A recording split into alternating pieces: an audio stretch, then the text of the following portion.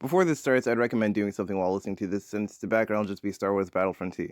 Unless you want to watch the gameplay, now on with the video. Hey, what's up guys, Veriba. Now this is definitely not something I do often. This is my first review of anything on the channel. The thing I'll be reviewing is Crisis on Infinite Earths, a CW crossover event. Now not to waste any time, let's get started. Crisis on Infinite Earths is a crossover event with several shows, including The Flash, Supergirl, Legends of Tomorrow, Batwoman, and Black Lightning.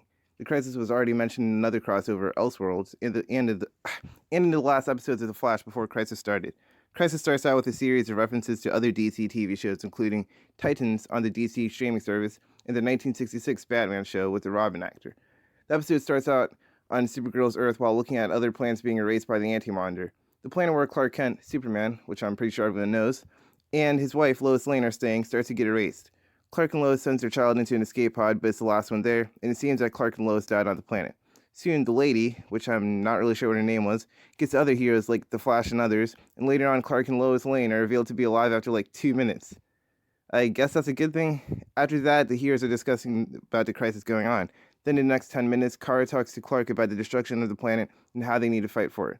Barry then tells Oliver, Green Arrow, about the headline on the news article, which has been in The Flash since like the ending of season 1. The news article talks about Barry vanishing in the crisis. Later on, the baby that Clark and Lois send away landed on a different Earth. Sarah and Brainiac and Lois head to that Earth to retrieve the baby, only to find an old, miserable Oliver Queen. On his Earth, people like Sarah and others died, which Sarah did die in Arrow, but, she got revived by the Lazarus Pit. So then Sarah and Oliver discuss about Hope, and Lois gets a baby. Then some Shadow-type enemies come there to fight them. They hold their ground, but it becomes too many, and the Monitor starts getting people out.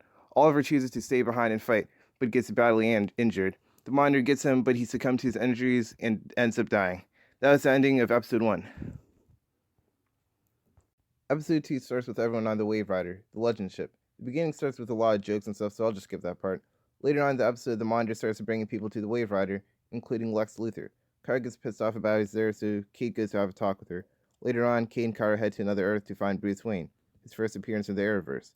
Kate has a talk with Bruce Wayne, but then Clark and Lois head to a different Earth to find a Superman. The Earth they go to has an iconic news headline that's similar to the panel in The Death of Superman, which I'm going to show on the screen. It cuts to another screen where Barry, Constantine, and Oliver's daughter try to find a Lazarus Pit. Once again, the scene cuts to Clark and Lois to go to an Earth with Smallville Superman. They have a short conversation and leave. Once they left, Lex Luthor comes there to kill Superman, only to find out that he has no powers and has a child. Lex leaves after getting manhandled by him, and the Smallville Clark heads inside with his wife and child.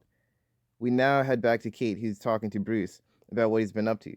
Bruce explains that he's once killed someone and continued to kill until he quit. Kara asks this guy, I don't know what his name is, but he's from Batwoman, about the things in the case. He explains that they're trophies, which includes Clark's glasses. We then go to Lois and Clark, who see Superman acted by Brandon Routh, who plays as them in Superman Returns, and plays as Adam in Legends of Tomorrow. Almost forgot Iris was with them as well. They talk to the Superman, find out that many of his friends died here. Lex crashes the place and uses the Book of Destiny to control the Superman to fight the Arrowverse Superman. After a few minutes of the fight, Superman snaps out of it, and then the scene cuts to Barry, Sarah, Oliver's daughter, and Constantine to find the Lazarus Pit, and they place Oliver's body into it. The scene cuts to Kara and Kate arguing with Bruce about why he killed Superman, and Bruce also explains that he got injuries from him. After a short fight, Bruce falls and dies from electrocution. His death was meh, but it didn't really affect the episode. Oliver wakes up like a maniac, which is a side effect of the Lazarus Pit in the comics, since he usually like Ra's al Ghul. When he went to the Lazarus Pit, he usually got out and he's kind of crazy at first, but then after a while, he's normal. The scene goes back to the Wave Rider, where Ray Palmer and the Clark Kent, who looks like him, talk to each other. Ray finishes the Paragon detector to detect, Paragons. It's later revealed that Kate is a Paragon of Courage. The episode ends off with the first appearance of the Anti-Monitor in the Arrowverse. Some forgotten memories were the Mick and Clark and Lois' baby scenes, which are actually funny. But now that's the end of Episode 2.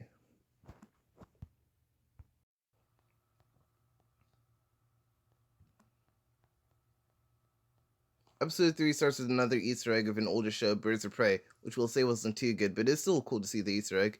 Diggle from Arrow shows up to find out that Oliver died, and Sarah's plan to bring him back. The Monitor gives Cisco his powers back, and Iris and Barry talk about the news article on his death in the crisis. Cisco and Caitlin, or Killer Frost, go to the sewer to find more about the Anti-Monitor, only to find Nashwell's as Paria. Kara and Kate get the Book of Destiny, and the scene cuts to another Easter egg, which shows Lucifer. Lucifer tells them the location they need, and they head to an island that Oliver and his daughter has been to. Barry catches up with Cisco and Caitlin, and now with Paria, into a door where the source of antimatter is. The 90s Flash is running there to power it. Barry tries to help Barry, no pun intended, but the scene cuts to them going to Iris, Ralph, and Ray finding Ryan Chow in Ivytown. He complains about how he's not a hero and how he wants to spend time with his family. The scene goes back to Barry and the others, and Black Lightning shows up and has a meltdown about him losing his family. This is also the first appearance of Black Lightning in any crossover. So then Black Lightning cools off, and using himself like a source, contains energy. Supergirl thinks about bringing back her Earth with the Book of Destiny, which I think is what it's called, but Kate tells her that they should continue with what they're doing right now, which she later agrees with. Cisco and Kalen come up with an idea of how to contain the energy. Soon the scene cuts to Sarah and the others finding Oliver. 90s Barry takes Air versus Barry's speed and explains that they never knew which Barry would die. He sacrifices himself with a proper send-off with some flashbacks of the 90s Flash series. The Oliver scene didn't really show anything, but Oliver says that he can't come with them. Barry tells Black Lightning about fighting for what they love, which he agrees with. Kate gives a kryptonite that she took from Bruce and the team. Well, she gave it to Supergirl, and the team discuss what they should do next, only for Diggle's wife to get hypnotized by the Anti-Minder. The last Earth 1 starts to get erased, so only a few of them can escape. Perry sends out Barry, Kate, Carter, Ryan, Superman, Martian Manhunter, and Sarah. Superman starts to vanish and get replaced by Lex Luthor with the Book of Destiny. Now they need to find out a way to bring back all the Earths and everyone in it.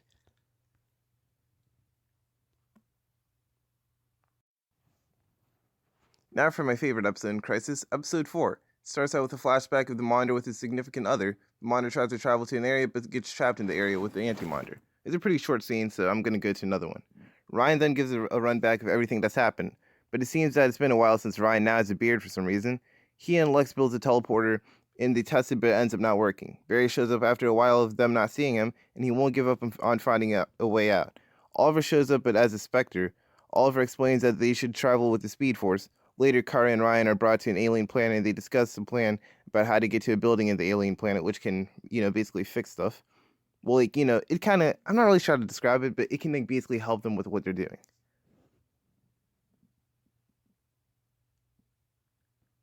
Barry travels to the first place he met Oliver, and they have a talk about memories and how Barry and the others should keep going and not to give up. It's actually a really good pep talk.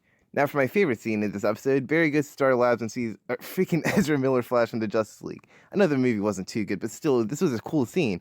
It was the first time to see a character from a movie be put into the Arrowverse. The Barrys touch each other's suits and compliment each other, only for Ezra Miller's Flash to vanish. The scene cuts to Kara and Ryan getting knocked out by Lex Luthor. Now Lex is heading to the building to start world domination. Now the next scene is Kate talking to Oliver, and then Martian Manhunter talking to Oliver and Supergirl. Not the current ones, but them as a memory. Ryan and Kara soon wake up and head to the building where Lex, the Minder, and the significant other are. A couple of other memories show up, like the Elseworlds crossover and Black Canary and Diggle talking to Sarah's death. To quickly go through this part, Lex fights Kara and Ryan tells them that they're on the same side and they should work together. Barry then brings them all to fight the Anti-Minder. They all fight the Shadow-type enemies, and Oliver has powers now and fights and kills the Anti-Minder. This is another proper send-off that I show, but it's probably going to get copyrighted. Basically, he fights him with powers, there's an explosion, the Anti-Minder, I think he dies, and then, the sky opens with a new creation of the multiverse, only for the episode to end. Now for my review of Crisis on Infinite Earths. I give it a 7 to an 8. The beginning of Crisis was a bit slow, but in my opinion, it was never bad. It just got better and better over time. This is also my favorite crossover of the Arrowverse, and I loved all the Easter eggs, the story, and everything about it. I also liked how all the characters had a role, even if it was minor. Like all the small characters like Diggle had a role in it sometime, and even the small characters in Arrow had a role in the last episode. This is also my first review. I hope to make more in the future on TV shows and movies. Hope you enjoy the video, and peace. And before this video ends, I just had to say, if I sound really weird in this video, I was reading off a script I made. So you can see in my other videos, like my gameplay videos, I sound a lot different. And in my first video, I sound kind of the same way I do now. It's because I made a script for it, I read it, and it sounded strange. So sorry about that. I'll try to make it sound better next time. But still, I hope you enjoyed the video, and peace.